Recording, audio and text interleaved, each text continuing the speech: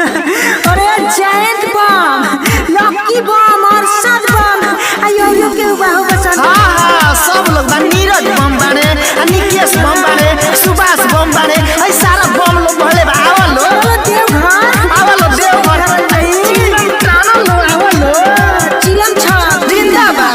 बोला बम बोला ए कांवरिया, मारो एक तने नहीं था कि शरीरिया। बोल बम जय शिव। बोला बम बोला ए कांवरिया, मारो एक तने नहीं था कि शरीरिया। बोल बम जय शिव।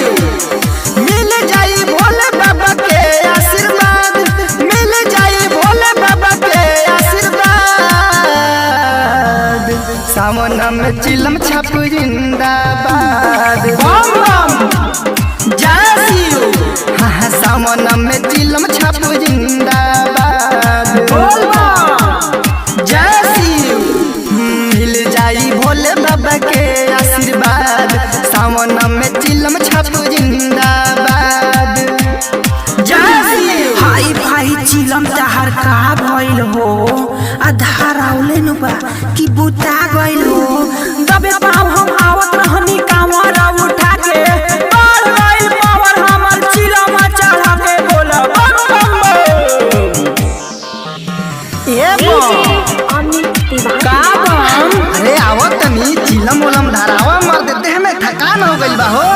सुइया पहाड़ के रास्ता तनी ना बुझाई, जयकारा जब सुनाई।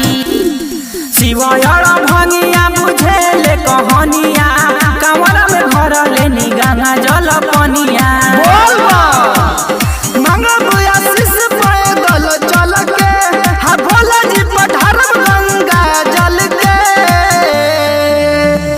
बड़ा निक लागे भंगिया के सवार। बम बम जय शिव। सावन में चिलम छाप जिंदाबाद। बोल बम जय शिव। बड़ा निक लागे भंगिया के सवार, सावन में चिलम छाप जिंदाबाद। जय शिव। अरे बम काका बम, काकी बम, चाचा बम, चाची बम, सुना तनी रहुआ आराम से चली, बाबा के दर्शन जरूर होइए। बम रहुआ पहला बेर जातनी बाबा धाम, बाबा से दर्शन करे। हे बाबा बाबा बोल बम। लहकी और साद बम के पाँव में पड़ल छाला, फिर भी तनिको ना बुझाला। कृष्णा जायक के ना फेल होई बुद्धि, इनके बसंत ले बाड़े सब सुधी। पहिला सुमारी के जल हम धरब, सेल्फी ले हम पुलिस हम बरब। मनवा के सरधन होई बरबाद। बम बम जय शिव। हाँ सावन में चिलम छाप जिंदाबाद। बोल बम जय शिव। मनवा के सरधन होई बरबाद, सावन में चिलम छाप जिंदाबाद।